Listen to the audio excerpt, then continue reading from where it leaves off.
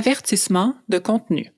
Cet épisode contient des mentions d'agression à caractère sexuel sans description explicite. Faites attention à vous.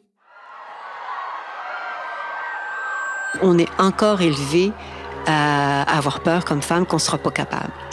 J'en reviens pas. Là, j'ai donné des ateliers, puis des petites aux grandes. Il y en avait qui disaient non, je serais pas capable. Mais je disais, mais ça, je serais pas capable, c'était de casser la planche.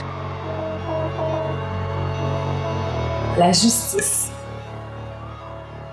C'est sûrement pas le système de justice qui représente la justice pour nous. Puis tu sais, entre ce qui est juste, ce qui est équitable, tu sais, il y a comme tellement de nuances. La question de la justice par rapport à la santé, au corps, pour moi, c'est primordial, puis souvent, on l'oublie, tu sais, quand on n'est pas confronté à... je pense qu'on pourra jamais être équitable en termes de santé. On se fait imposer un corps, ses limites, etc.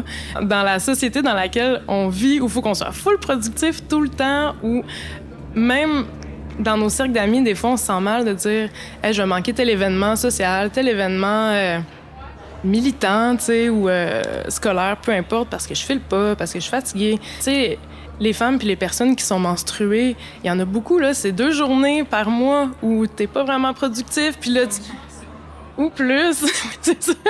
Mais là, à la fin de l'année, c'est sûr que t'es plus précaire financièrement. Tu sais, fait que... Avez-vous des solutions? Je sais pas.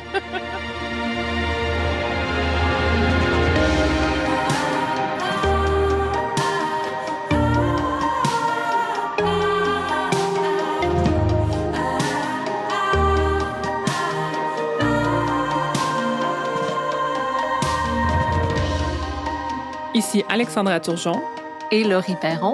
Vous écoutez Toutou Pantoute. Saison 4, épisode 3, Jeu d'évasion pour utopistes récidivistes.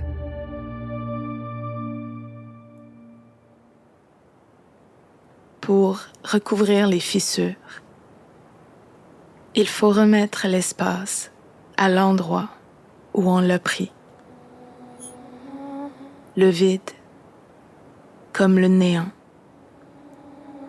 et l'appartement, et l'habitation, pour remplir à nouveau l'étendue. Il faut savoir reconnaître la nature invisible des lignes, des yeux et des terrains vagues.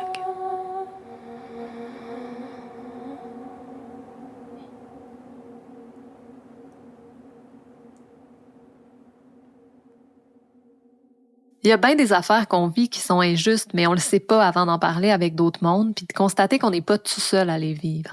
Comme en parlait Marie-Ève Boisvert, qui est documentariste et aussi monteuse de ce balado. Allô Marie-Ève. En introduction, on part pas toutes avec les mêmes chances. À référer surtout à la sécurité financière en lien avec les maladies puis les douleurs chroniques, puis avec les menstruations aussi, mais on peut penser à la chance qu'on a nous autres, de grandir blanches dans des petites villes de région où les taux de criminalité sont quand même bas. C'est dans ce climat-là, moi, que j'ai été élevée.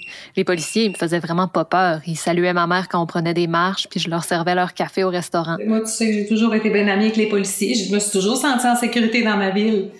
Mais c'est pas partout pareil non plus, tu sais. Fait que là, notre service de police, moi, je le trouvais très humain, très proche de la population, avec nos agents qu'on connaissait quand t'allais à l'école primaire, tout ça. Mais là, tu sais, plus ça grossit, plus ça devient comme du contrôle, tu sais, à quelque part, là.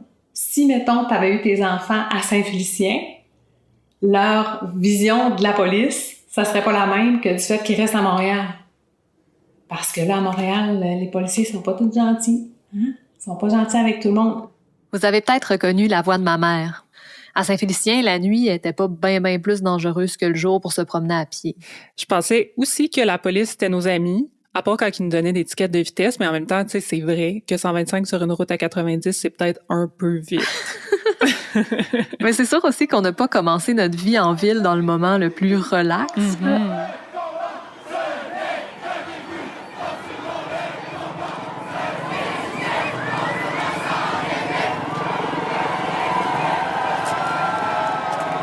Le mouvement étudiant contre la hausse des frais de scolarité en 2012, ça a été, somme toute, formateur dans notre vision de la sécurité, de la police, de la violence puis des rapports de pouvoir. On va se le dire, on a été vraiment chanceux d'avoir allumé aussi tard dans notre vie que la police, c'est surtout notre ami quand on est du bon bord de la norme. Parce que se sentir checké par des uniformes partout où on marche, dès qu'on est en groupe, voir des amis se faire étamper dans le mur puis se faire arrêter pour la seule raison de marcher dans une rue, c'est des affaires que bien du monde qui n'ont pas notre couleur de peau puis notre statut socio-économique ont appris pas mal plus jeunes que nous autres. Mais de réaliser ça, ça a quand même fait ses forts.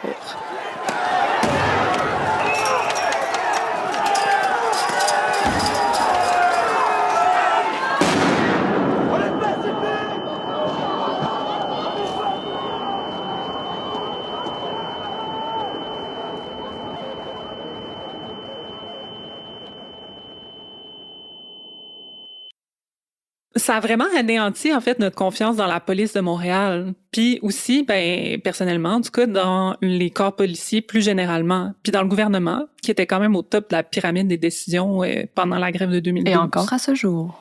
La grève étudiante de 2012, comme plein d'autres mouvements militants, a impliqué une certaine organisation de groupe.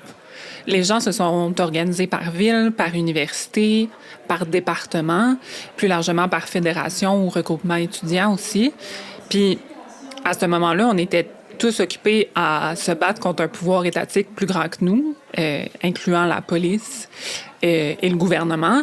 Mais à l'intérieur même des cercles militants, il y en avait quand même des rapports de pouvoir. Puis la première invitée de l'épisode d'aujourd'hui a été bien impliquée dans le mouvement militant de 2012, puis elle a observé de près ces rapports de pouvoir-là. Allô, je m'appelle Laurence Ingenito et je suis féministe. Fait qu'on est en 2013 à peu près, post-grève étudiante. On est tout épuisé, poqué, traumatisé, en crise, puis déçu. Puis les couches de déception arrivent une après l'autre, puis un moment donné, entre femmes, on réalise qu'une des grosses couches de déception qui nous marque, c'est le fait qu'il y avait beaucoup de sexisme dans le mouvement étudiant, qu'il y avait beaucoup de misogynie, puis qu'il y a eu des agressions sexuelles, puis la parole commence à se libérer, puis on sait comment ça marche, là. Plus on en parle, plus on en parle. Fait qu'il y a beaucoup de lieux en non-mixité qui commencent à s'organiser et une de mes amies réalise que le gars qui l'a agressé a aussi agressé d'autres gens. Dans le cadre de nos lieux de non-mixité, de nos rencontres en non-mixité, émerge une analyse collective de la culture du viol dans nos mouvements militants. Et puis elle veut adresser cette culture du viol-là à travers son processus personnel pour obtenir justice. Notamment parce que ce gars-là qui l'a agressé est une personne quand même connue dans le mouvement. Elle ayant vécu des violences policières et lui ayant été peut-être judiciarisé, ça fait pas du tout partie des solutions pour elle d'utiliser la police. Donc, plutôt que de rapporter l'agression à la police, l'amie de Laurence, accompagnée de plusieurs personnes de confiance autour d'elle, ont décidé d'amorcer un processus de justice transformatrice. Puis ce processus-là s'inscrit dans un courant plus large de ce qu'on appelle la justice alternative. On retrouve là-dedans, entre autres, la justice réparatrice, la justice restaurative et la justice transformatrice, qui sont plusieurs façons de s'organiser en réaction ou en parallèle du système de justice actuel, parce qu'on constate de plus en plus que notre façon de gérer la criminalité par l'emprisonnement est peu efficace et adaptée aux réelles problématiques qui causent cette même criminalité. La justice transformatrice, à la base, est inspirée des processus de résolution de conflits dans les communautés autochtones, beaucoup au Canada et en Australie, et dans certaines communautés noires, abolitionnistes des prisons et LGBTQIA+, aux États-Unis puis dans le Canada anglophone. C'est utilisé comme une solution de rechange à la justice de l'État pour gérer les violences qui sont faites à la fois dans la communauté et à l'encontre de leur communauté, comme les violences policières, la surjudiciarisation, par exemple. La conception des violences dans ces processus-là, c'est une vision du tort qui est commis comme ancré dans le contexte social large. Fait que ça prend en compte les rapports de pouvoir qui mènent à la production de la violence. Donc, ça considère que les personnes sont socialement construite dans le cadre de ces rapports de pouvoir-là, puis que c'est ce qu'ils apprennent qui reproduisent les violences. Donc, plus tu vis de la violence, plus tu peux en reproduire. Fait qu'on essaye de réfléchir à comment on pourrait mettre ça en place. Fait que c'est à partir de là qu'on décide d'utiliser cette technique-là. Le manque de confiance envers la justice, ça vient pas juste du fait d'avoir vu de près puis vécu la violence arbitraire du SPVM dans ces années-là. Ça vient aussi d'une observation plus large chez plusieurs militants et militantes du contexte social actuel. Oui, puis avant de continuer de parler du processus de justice transformatrice de Laurence Ingenito, je pense que ça vaut la peine qu'on établisse un petit peu ce contexte-là. On a des données qui datent de 2020 au Canada et on a 104 personnes incarcérées par 100 000 habitants. Puis ça se situe au-dessus de la donnée médiane. Donc, on est parmi les pays où il y a le plus de personnes incarcérées par rapport au nombre de citoyens, proportionnellement. Puis la majorité des jugements de crimes sont situés dans l'ouest du pays puis dans le Grand Nord. Aussi, en 2021, les Autochtones représentaient environ 32% de la population carcérale au Canada, alors qu'ils constituent moins de 5% de la population totale. Les femmes autochtones représentent 48% de la population des prisons pour femmes.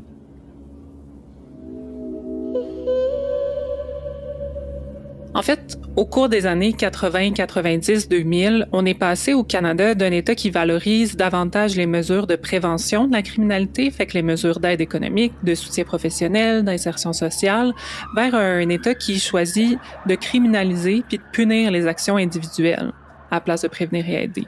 C'est ce qu'on appelle le passage de l'État social à l'État pénal ou à l'État de contrôle.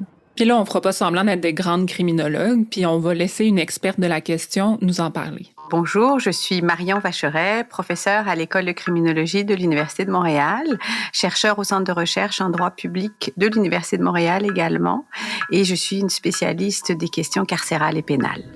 If you're profiting off narcotics, you are going to face the full force of the law.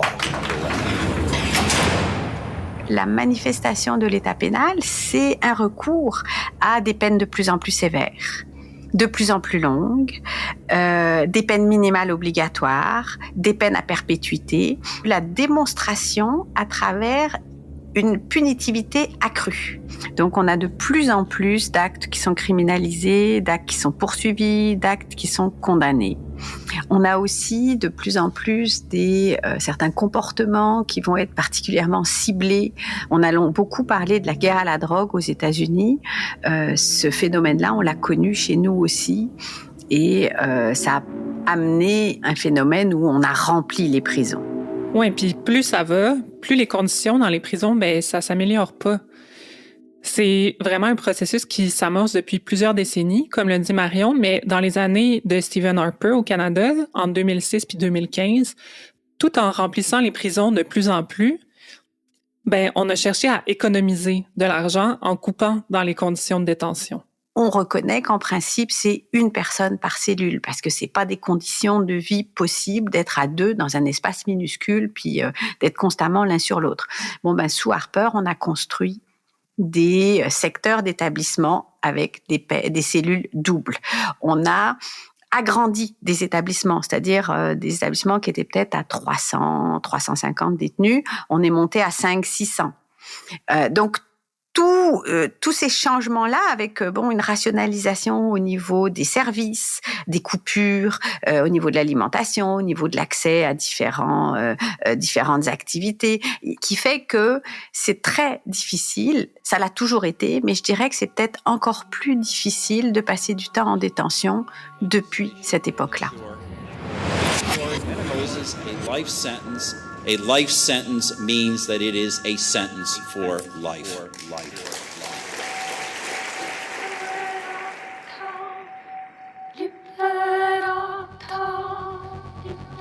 On te demande de travailler sur toi, d'être une meilleure personne, mais loin et coupé de toute source de bonheur, de la famille, des amis. Devenir un meilleur citoyen dans un endroit où même le citoyen le plus équilibré ne pourrait pas le faire. Les moments passés en prison sont des moments d'éternité qui ne reviendront plus. Ça nous a été volé. On punit un crime par un autre crime. On n'a pas le droit d'empêcher quelqu'un de vivre. La prison, c'est la preuve que la société a des failles. Nous sommes les résultats de la faiblesse de la société. En tant que petite fille, on a appris quelque chose qui a fini par nous amener en prison. Esther D. tente d'agir.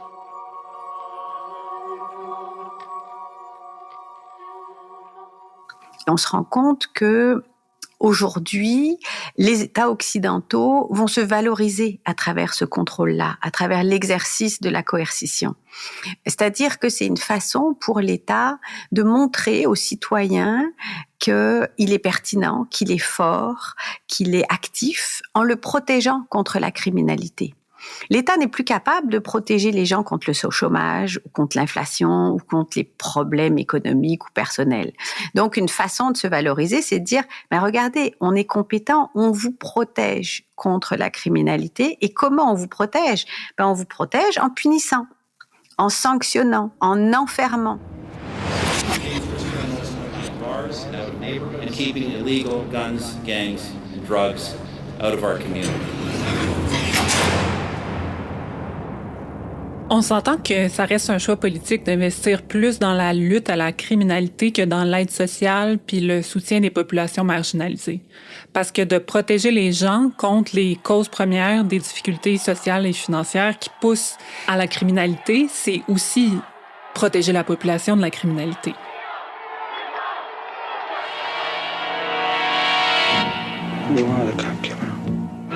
Dans les romans puis dans les séries policières, ou mettons quand on suit un cas criminel dans les médias, souvent le suspense il est basé sur le fait qu'il faut comme résoudre une énigme. Il faut trouver le criminel, on veut attraper le méchant, on veut qu'il soit jugé puis même idéalement condamné. Dans la façon que les histoires sont construites, la conviction puis même l'incarcération, c'est comme une source d'apaisement. C'est comme la satisfaction d'avoir clos le dossier. Puis ça va de pair avec l'illustration que faisait Marion du fait que l'État se présente comme en contrôle par l'enfermement de plus en plus de gens pour nous faire sentir en sécurité, pour donner justice. Mais en dehors même du fait que, mettons, on le sait que les conditions de vie en prison sont inhumaines puis qu'on n'est pas d'accord avec ça, est-ce que ça nous apporte vraiment un apaisement de savoir que les gens sont punis pour ce qu'ils ont fait et punis par l'incarcération? Les études ne montrent pas que les victimes sont dans un esprit punitif. Ça va arriver, bien sûr, mais la plupart, ce qu'elles veulent, c'est que la personne qui les a fait souffrir comprenne qu'elle leur a fait souffrir. Et puis, elles veulent que la personne répare ces souffrances-là. Elles s'inscrivent davantage dans quelque chose de constructif. Or, le système pénal ne leur donne pas ça. Le système pénal, pour elle aussi, on qualifie, on reconnaît coupable ou pas, on sanctionne, puis les victimes, souvent, elles sortent de là avec un sentiment d'insatisfaction parce qu'elles n'ont pas toujours compris pourquoi le contrevenant n'a pas été reconnu coupable ou pourquoi il a eu tel type de peine plutôt que tel autre. Disons que on manque clairement notre effet avec le système tel qu'il est aujourd'hui. Notre autre invitée, Laurence Ingenito, elle a étudié ce sentiment-là de justice. Parce qu'en plus d'avoir participé à un processus de justice transformatrice elle-même, elle a approfondi son intérêt pour la recherche de justice alternative dans son mémoire de maîtrise. Puis plutôt que de chercher à améliorer le système de justice en place, elle a pris la question de l'autre sens complètement. Si on oublie tous les processus de justice, dont celui de l'État qui passe par une arrestation, un procès, une conviction, qu'est-ce qui réellement peut apporter un sentiment de justice à une personne qui a vécu une agression ou une injustice? Comment aller chercher cet apaisement-là? Pour répondre à ça, elle a réalisé des entretiens avec des femmes racisées et immigrantes, également victimes de violences à caractère sexuel. Puis, elle arrive à résumer le sentiment de justice en 4 critères. La valorisation de la parole, la reconnaissance, la guérison et l'imposition de conséquences significatives pour l'agresseur. D'abord, il y a la valorisation de la parole des personnes qui vivent des agressions sexuelles. Fait que le fait d'être cru, d'être entendu par rapport aux violences qui sont vécues, mais aussi par rapport aux besoins d'aller mieux.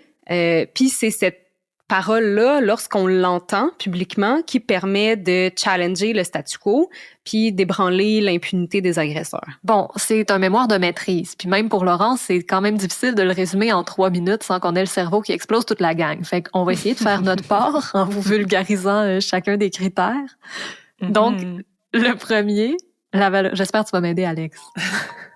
Vas-y. La valorisation de la parole, en gros, c'est créer de l'espace pour que les survivantes puissent parler de leur agression dans un contexte sécuritaire puis qu'elle soit crue.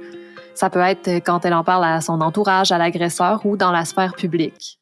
OK. Fait que dans le fond, quand quelqu'un, appelons-la Josée, va dire « Tiggy, il a vraiment pas été correct l'autre fois. » Ben, il faut pas que Tidjo, Timarc puis Martine, ils disent « Ben non! On le connaît, Tiggy, il est pas méchant, t'inventes des affaires. » Faut qu'ils disent « On te croit, Josée. » T'as bien compris, Alex.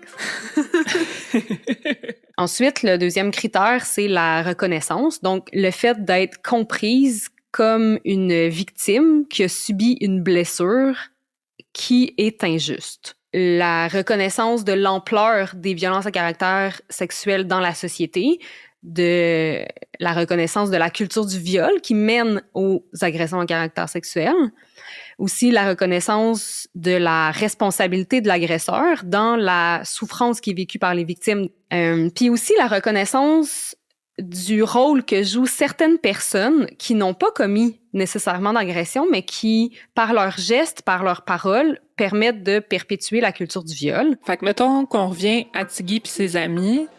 Là, c'est le moment où Timarc puis Martine disent eux autres mêmes « Hey, c'est vraiment pas correct qu'est-ce que Tiggy a fait.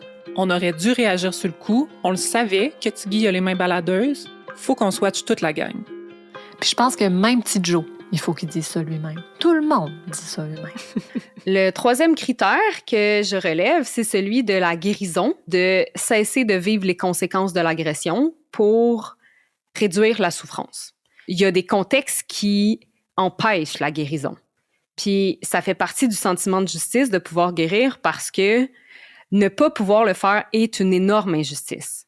La guérison, ça permet aussi de reprendre du pouvoir sur sa vie parce que le fait de vivre des conséquences va souvent être vécu comme une perpétuation du pouvoir que l'agresseur a eu sur nous au moment de l'agression. Mais quand j'arrive à guérir puis que j'arrive à cesser de vivre les conséquences, je lui enlève ce pouvoir-là sur moi. Ça, dans le fond, c'est le bout où Josée se reconstruit à la vitesse qu'elle veut, de la façon qu'elle veut. Tiggy, là, il est plus le centre de l'histoire pantoute. Là, on s'occupe de Josée. Sa guérison, elle peut se faire avec Tiggy ou en y parlant plus jamais, en réparant la relation, sa vie, son choix, c'est ses affaires. Ça fait bien du sens. Puis, dans mon expérience, le processus de guérison, là, je pense qu'il se fait pas tant avec la personne qui a causé du tort, mais juste par rapport à soi. Moi, en tout cas, personnellement, ça a été moi, avec ma psy, avec mes amis. Puis une fois que j'ai accepté que qu'est-ce que j'avais vécu, c'était pas correct, j'avais pas vraiment besoin que la personne qui me l'ait fait me valide. De toute façon, j'ai pas le goût ni l'énergie d'y faire comprendre. Puis ça a été assez long de même de me le faire comprendre à moi-même, tu sais. Le dernier critère qui définit le sentiment de justice, ça va être l'imposition de conséquences significatives pour les auteurs de violences sexuelles. Ça permet d'affirmer socialement que les violences sexuelles sont inacceptables. Aux agresseurs d'entendre la colère puis la souffrance que leurs gestes créent. Donc, ça permet de comprendre le geste qu'ils ont fait, puis de comprendre pourquoi c'est violent. En gros, ça lui permet d'évoluer. C'est bien. Ça permet aussi, en général, de réduire les chances de récidive. Ce qui ressort dans les entrevues que j'ai faites, c'est que pour que ça soit significatif, il faut que ça prive d'un statut social de privilège.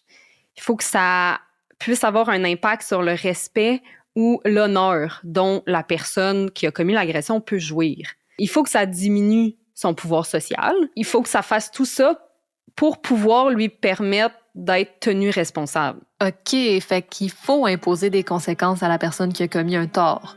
Fait que, mettons, Tiggy, il pourrait avoir à nommer à ses amis qui a commis quelque chose de pas correct. Ou on pourrait lui demander de s'impliquer dans des organismes communautaires en soutien aux personnes qui ont vécu des violences à caractère sexuel.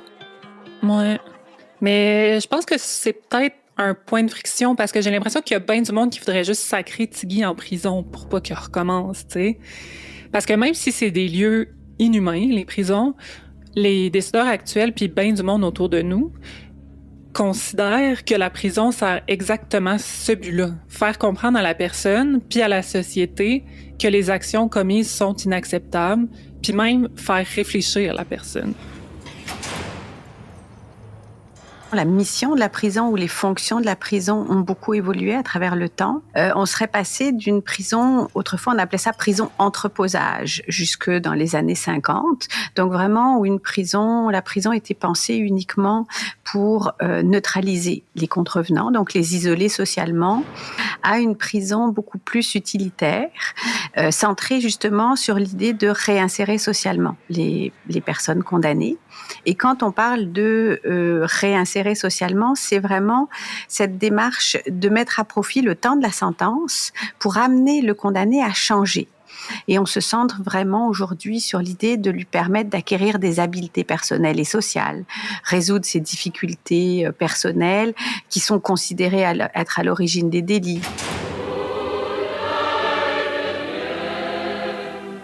Ouais, je sais pas s'il y a vraiment de quoi être fier, mais au Canada, on est comme des leaders dans le domaine de la gestion des prisons puis des criminels. On a développé un système qui s'appelle risque, besoin, réceptivité, qui est un genre de calcul scientifique pour évaluer les détenus quand ils arrivent en prison, selon l'acte qu'ils ont commis, leur personnalité, différentes variables. Puis en se basant sur ce calcul scientifique, on crée carrément 2 classes de détenus. Ceux qui vivent une détention particulièrement difficile, plus isolée, pratiquement sans espoir de sortie, puis les autres qui sont réhabilitables ou jugés réhabilitables, puis qui peuvent avoir des avantages, puis des libérations anticipées, plus d'activités, des permissions de sortie, mais tout ça, ça reste sous certaines conditions spécifiques.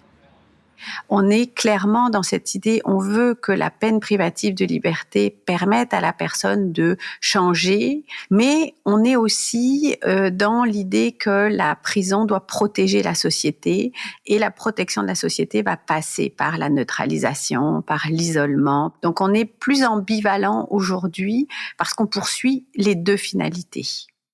Clairement, si la prison est constructive, et puis beaucoup vont défendre cette idée-là, on peut penser qu'on a moins de problèmes à y recourir. Et dans les faits, statistiquement, la prison est très, très utilisée. Aujourd'hui, on tend à reconnaître que les 2 grands aspects de l'insertion sociale vont passer soit par l'emploi, le travail, soit par le réseau social, familial. La prison, on se rend compte qu'elle a un phénomène de désocialisation. Elle contraint une personne à vivre pendant un temps donné dans un espace clos dans lequel elle a peu de contact avec l'extérieur. Ce qui veut dire que pour la plupart des personnes incarcérées, ils n'ont plus de contact avec leur famille. Ils n'ont plus de contact avec leurs amis. Ils perdent leur emploi, s'ils en avaient un. Ils perdent leur logement, s'ils en avaient un. Puis là, on parle même des petites sentences, là. Sous prétexte de nous mieux insérer. Donc, ce qui est complètement contre-productif. Quant à moi, si on veut travailler l'insertion sociale des personnes, il faut le faire dans la société. Parce que c'est dans la société qu'on s'insère socialement. C'est pas en étant fermé entre 4 murs dans un univers où les règles n'ont rien à voir avec les règles de l'extérieur. La mission de réhabilitation des prisons, clairement, ça fonctionne pas dans sa forme actuelle. En fait, ça nuit à la réhabilitation des personnes pour plein de raisons. Aujourd'hui, on s'attend à ce qu'une personne incarcérée, elle accepte les évaluations qu'on fait sur elle et elle suive ce qu'on lui dit. On a mis en place des programmes, des permissions de sortir, mais il faut les mériter, il faut avoir le bon comportement. En fait, c'est parce que ça place la personne dans un contexte où elle peut à tout moment perdre cette recommandation-là. C'est-à-dire, c'est pas acquis. Et ça, c'est ce que les détenus appellent le système Nanan. En d'autres mots, la carotte et le bâton. Et c'est un système qui met une très grosse pression psychologique sur les personnes incarcérées. Et c'est d'autant plus difficile à vivre que le bon comportement ne dépend pas que du détenu. C'est-à-dire, on est quand même dans un contexte où il y a beaucoup de menaces, beaucoup d'intimidation, beaucoup de pression, beaucoup de violence. À tout moment, un détenu peut se retrouver pris à partie, victimisé, violenté par d'autres détenus et donc se retrouver sanctionné alors qu'il n'est pas à l'origine de ça.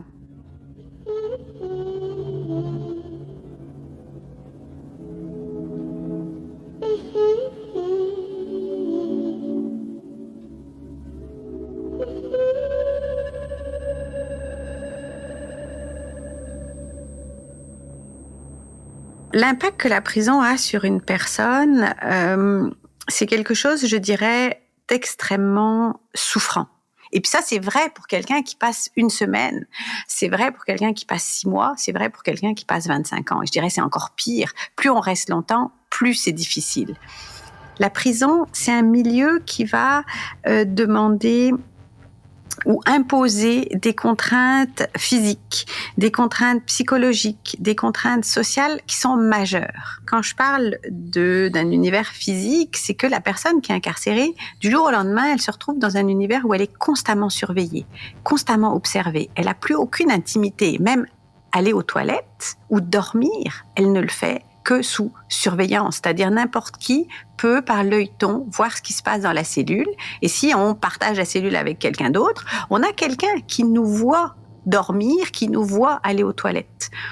Donc, on est dans un univers physique très contraignant, des fouilles de cellules, des observations, des interrogations. Donc, il y a une violence associée à cet univers-là. On est aussi dans un univers où il y a des contraintes psychologiques très fortes. On est isolé de sa famille, on est isolé de ses amis. On a un temps de sentence à faire, c'est-à-dire que il faut accepter qu'on va passer les 6 prochains mois, mais pour certains les 25 prochaines années dans cet univers-là. Faut accepter les délits qu'on a commis. Donc il y a une pression psychologique, une dureté psychologique à laquelle on pense pas, qui est très très violente. Et puis il y a le milieu social. C'est aussi, on se retrouve à 500, 600 personnes, partager un espace, partager une salle commune, partager la cour avec d'autres qui sont là sous contrainte, personne n'est content d'être là, et bien sûr, c'est des contrevenants. Donc, il y en a plusieurs solutionnent leurs problèmes par la violence ou par l'intimidation. Donc, on se retrouve dans un univers avec des règles particulières, une hiérarchie spécifique, beaucoup de violence entre détenus, beaucoup de peur des uns des autres entre détenus. Donc, c'est un univers qui, pour chaque individu, est très difficile à vivre.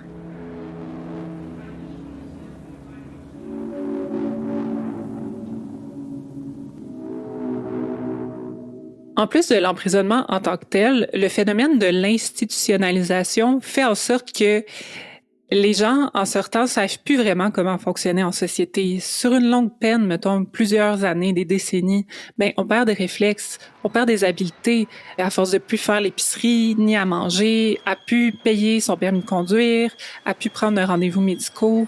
En sortant, c'est vraiment pressant de reprendre part à tout ça. Puis ce phénomène-là, ça participe au fait que les détenus sont désinsérés socialement en sortant. Quelqu'un qui a passé du temps en prison, il a un trou dans son CV. C'est-à-dire que pendant ces années-là, il n'a pas d'activité professionnelle.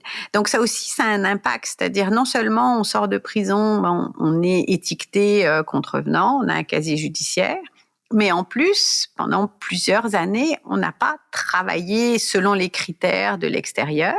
Il y a des pertes de compétences, il y a des pertes de spécialisation. On le voit, nous, la vitesse à laquelle le monde va au niveau technologique. En prison, il n'y a pas cette technologie-là. C'est comme quelqu'un qui irait sur la Lune pendant 20 ans. Puis là, il revient sur la Terre. Puis là, on lui dit, maintenant, c'est comme ça que ça marche. Tout passe par l'ordinateur, tout passe par des logiciels X, Y, Z, tout passe par... Il les a jamais utilisés, il n'a jamais acquis cette expertise-là. Bon. Fait que c'est clairement pas ça la solution. Clairement pas. Fait que si on regarde ailleurs, comme Laurence, on se rend compte que d'imposer des conséquences significatives puis de faire cheminer la personne qui a commis un tort, ça veut pas nécessairement dire punir la personne puis la mettre en prison. Parce que clairement, s'il y a encore des gens qui vont nous obstiner puis dire que c'est utile la prison puis que ça se vit bien puis que ça aide tout le monde, ben là, on va commencer à pogner les nerfs. Mais revenons aux idées de Laurence un peu.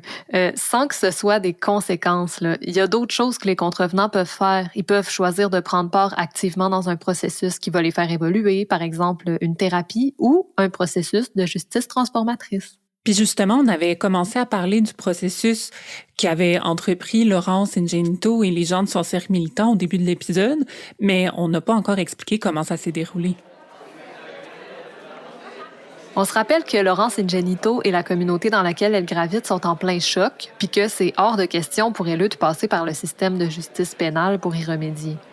Sa communauté militante a donc choisi de mettre en place un processus horizontal avec un groupe de personnes de confiance proches de la survivante et de l'agresseur pour tenter de réparer une partie des torts, puis en même temps de faire évoluer la communauté par un partage d'apprentissage.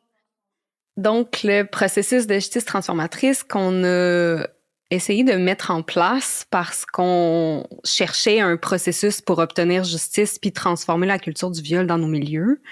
C'est un processus qu'on a divisé en 2 sphères. La sphère publique visait la transformation, ou en tout cas l'évolution du milieu militant quant à la culture du viol. Le groupe a organisé des ateliers pour former les étudiantes et les étudiants sur la culture du viol, sur la justice transformatrice, puis sur le processus qu'elles étaient en train de mener. Et elles ont aussi écrit un texte pour résumer les fondements théoriques et politiques du processus. Pendant ce temps-là, une sphère plus restreinte était centrée sur la survivante, sur la personne qui avait commis l'agression et sur le processus de réparation suite à l'agression. Si les ateliers puis la sensibilisation ont été, somme toute, appréciés de la communauté, le processus en soi a créé tout un émoi. Il y avait des réactions à la fois de scepticisme envers les notions de justice transformatrice, mais aussi il y avait plein de gens qui ne croyaient pas la victime. Ça faisait ressortir les contradictions, disons, des militants-militantes qui détestaient la police, mais qui disaient « si t'as vraiment été agressé, va voir les flics, sinon je te crois pas ». Puis qui avait donc bien besoin qu'un juge dise « c'est vrai, elle a été agressée et c'est lui » pour pouvoir croire les femmes. En fait, c'est qu'on était toutes des amies, là. Fait ça a comme build-up puis ça a pété parce qu'on n'arrivait pas à s'entendre sur une vision commune de où est-ce qu'on peut aller. Puis le comité autour de la survivante dénonçait aussi les patterns toxiques de l'agresseur dont on avait été témoin. Puis ça, c'était pas... tout le monde s'entendait pas là-dessus, t'sais, sur le fait que ça avait lieu, que c'était toxique. On a essayé d'inclure dans le processus des gens en qui on avait confiance. En fait, en qui la survivante avait confiance, mais malgré tout, il y a quand même eu, en effet, la création de 2 clans. C'est quand même compliqué parce que si on refuse d'entrer dans le système de justice pénale parce qu'il n'y a pas de sens, puis qu'on refuse de hiérarchiser nos relations parce que fuck ça, puis que les personnes qui ont commis des actes violents refusent de se tenir responsables de leurs torts, puis que nous, on peut comme pas les forcer parce que c'est pas dans nos valeurs de forcer les gens à faire les choses contre leur gré, ben on reste quand même face à un problème, là. C'est bien beau, on n'en veut pas de figure d'autorité pour imposer des conséquences, mais comment on fait pour le toucher, le sentiment de justice? Quand on fait tout pour y arriver d'une manière qui est cohérente avec nos valeurs, ben on perd au change. C'est vraiment compliqué parce que c'est important que les personnes, même si ont commis des actes répréhensibles, ben ils continuent de vivre dans des conditions décentes. Mais il y a aussi le but qu'il faut plus avoir peur quand on marche dans la rue, puis on veut qu'il y ait moins de monde qui commettent de la violence, tu sais. Ouais. Puis je pense que c'est vraiment difficile de participer à un processus, tu sais, réparateur ou transformateur avec ton propre agresseur. Tu sais, le faire avec quelqu'un de peut-être plus éloigné qui a commis des actions similaires, ça peut avoir un effet réparateur sur les victimes aussi. Ça permet un détachement qui serait pas possible si toutes les personnes étaient déjà émotivement impliquées dans la situation. C'est ça qui se passe dans plusieurs processus de justice réparatrice, en fait. Il y a souvent 3 personnes sont rassemblées ensemble. Une personne qui a commis une agression est jumelée avec une personne qui a été agressée, mais pas par lui. Puis une 3e personne qui représente la communauté. La justice réparatrice, c'est un peu comme la petite sœur de la justice transformatrice. Si on veut, elle cherche pas à transformer la communauté ou la société pour qu'elle soit moins violente, mais elle cherche, avec les personnes concernées, à réparer, à apaiser, puis à s'approcher de la guérison d'une façon différente que par l'emprisonnement. Les modèles de justice réparatrice les plus courants sont les conférences, la médiation, dont je viens de parler, puis les cercles de discussion. Il y a des processus de justice réparatrice qui s'inscrivent en parallèle à des emprisonnements, une espèce de travail sur soi, puis avec l'autre qui se fait pendant ou après que la personne qui a commis l'agression a été incarcérée. Il y a aussi des processus qui se réalisent complètement en marge des institutions.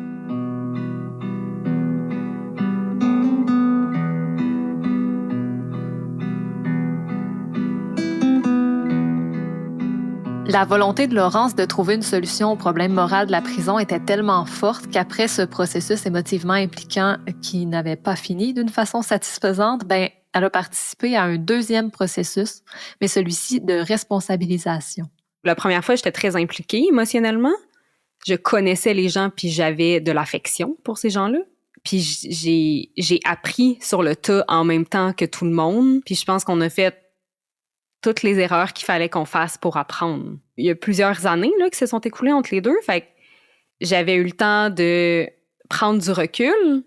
J'avais eu le temps de voir d'autres processus prendre forme aussi après 2013, disons. Puis ça a permis une évolution collective, je pense, dans ce deuxième processus alternatif, disons, auquel j'ai participé.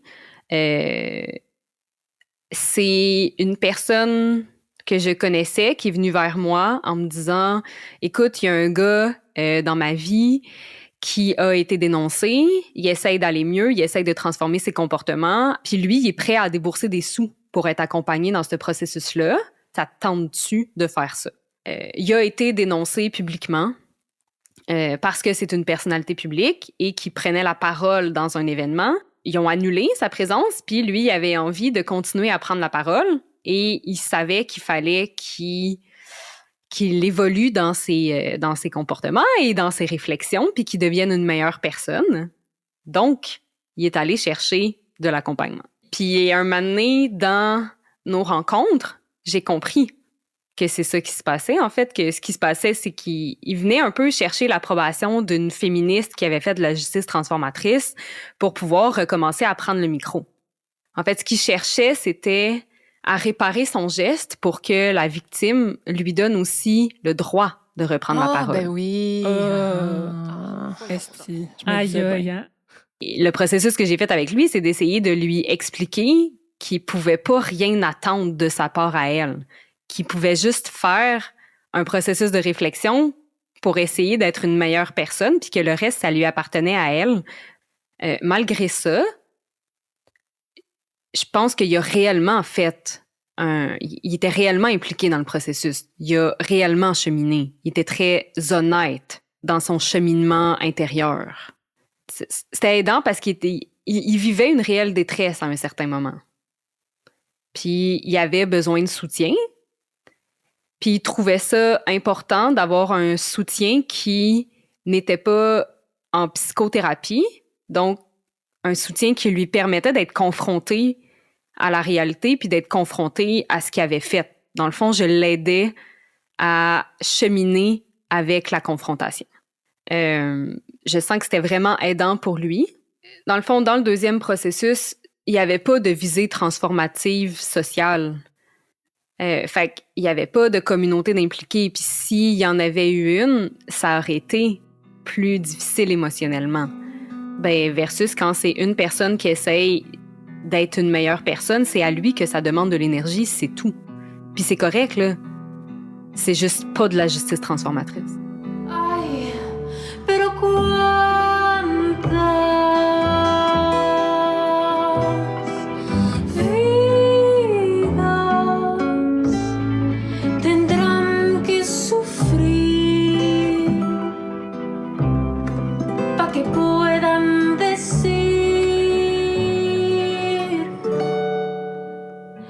vente aquí.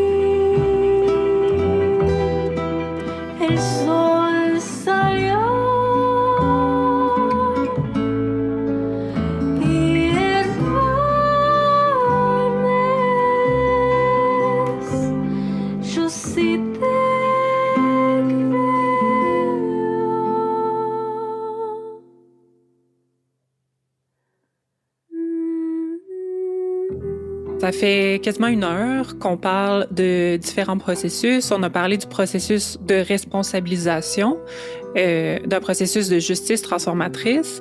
On a survolé la justice réparatrice, puis on a parlé en long et en large du système de justice pénale actuel avec les prisons.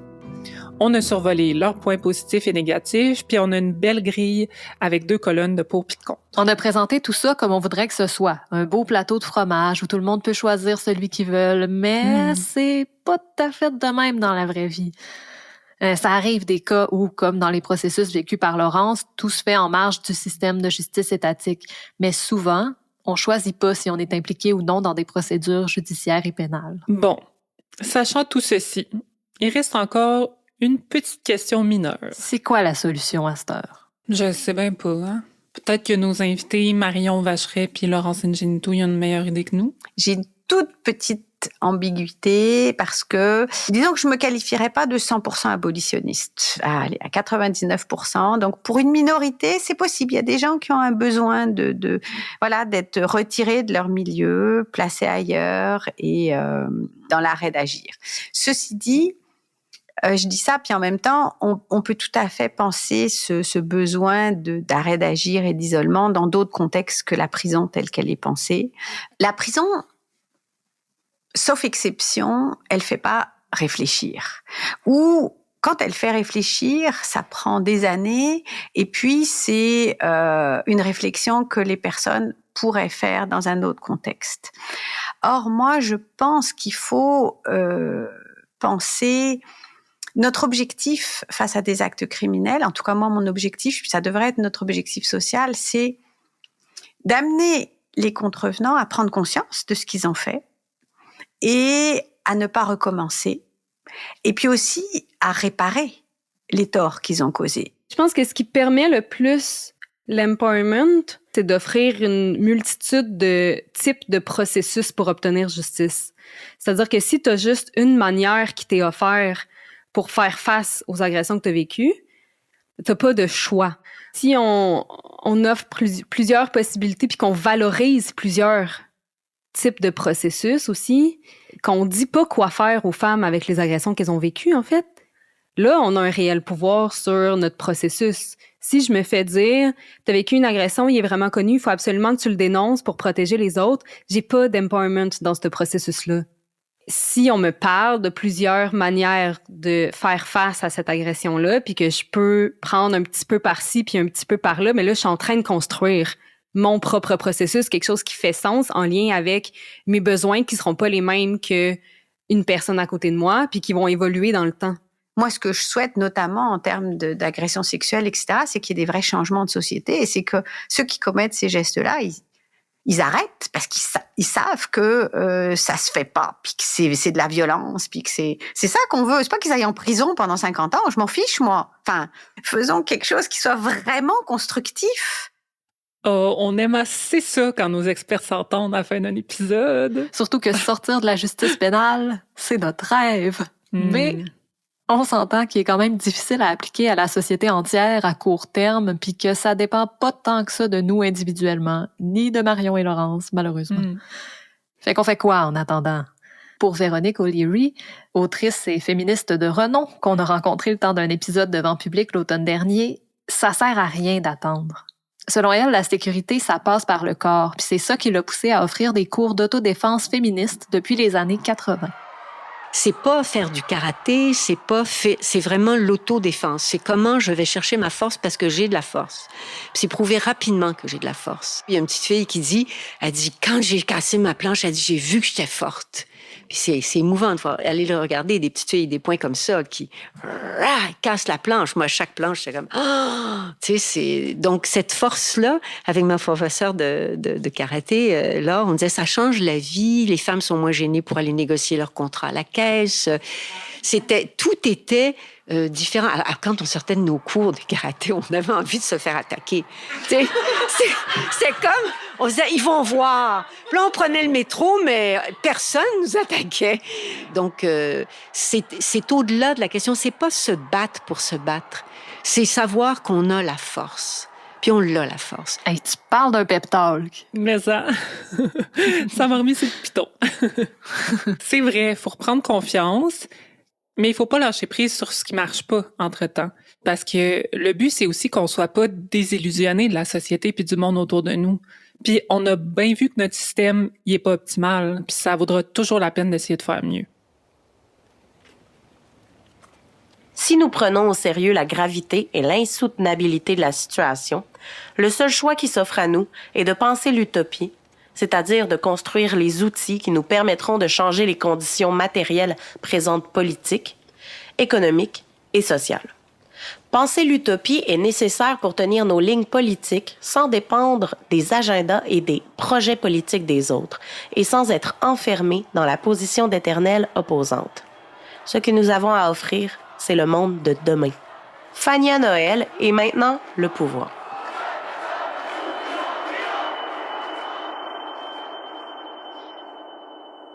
Pour recouvrir les fissures, il faut remettre l'espace à l'endroit où on l'a pris.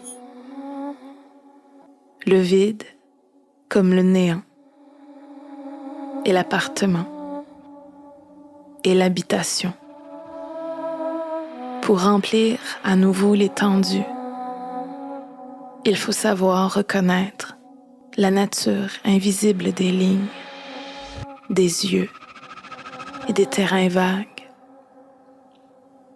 Pour couvrir les cassures sans les cacher, pour les soigner sans les empêcher de respirer. La vérité a le pouvoir que les autres n'ont pas, a le pouvoir de dire que les autres n'ont pas, a le pouvoir de faire ce que les autres n'ont pas.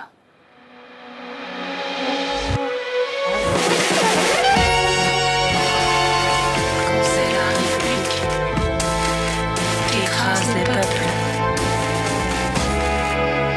Il n'y a plus de raison sérieuse de s'abandonner aux simulacres électoraux et d'avoir espoir en la représentation. D'attendre de l'État autre chose que la foudre économiste et policière. De se croire protégé par la justice et la loi. Je sais pas si on peut parler d'un processus de responsabilisation quand on écoute 2 épisodes de suite sur le système carcéral puis pénal, hein? Faudrait sûrement demander à Laurence. Ouais. En tout cas, on n'est pas là pour imposer des conséquences. Fait que sentez-vous bien libre de poursuivre ou non cette incursion avec nous. Mais ça va être vraiment intéressant parce que dans le prochain épisode, on rencontre la militante et ex-détenue Louise Henry et la criminologue Sylvie Frigon, avec qui on va parler de l'image populaire des criminels notoires puis de l'art comme expérience d'émancipation. Merci à nos invités Marion Vacheret et Laurence Ingenito que vous avez entendus tout au long de l'épisode et qui ont beaucoup éclairé nos réflexions. Merci à Véronique O'Leary et Marie-Ève Boisvert d'avoir partagé leurs réflexions avec nous devant public et à Pierrette Coulombe et Sarah Grenon de l'avoir fait sans public. Vous avez entendu des poèmes originaux composés et lus par Natacha Canapé-Fontaine, des textes de Fania Noël et de Esther D, lus par Émilie Duchesne, ainsi que la musique de Rirette, La Peluda et un extrait de la bande sonore du film Carré rouge sur fond noir. L'illustration de l'épisode a été réalisée par Élise Indry. Merci aussi aux nombreuses féministes noires abolitionnistes des prisons dont le travail a guidé et teinté nos réflexions, notamment Angela Davis et Achata Shakur. Tout ou Pantoute est créé, réalisé, produit et animé par Laurie Perron et Alexandra Turgeon, avec Jenny Cartwright, conseillère à la scénarisation et à la réalisation, Marie-Ève Boisvert, Laurie Perron et Alexandra Turgeon au montage, Sylvaine Arnaud à la conception sonore, avec une musique originale d'Ariane Vaillancourt. À la recherche et la coordination, Alex Allard, Ève-Laurence Hébert et Wina Forget. Promotion et gestion des médias sociaux par Mélissa Elmer. Illustration originale du balado par Audrey Lapérière. Graphisme par Marin Blanc. La 4e saison de Tout ou Pantoute a été rendue possible grâce au soutien financier du Conseil des arts et des lettres du Québec. Nous remercions le Conseil des arts du Canada de son soutien.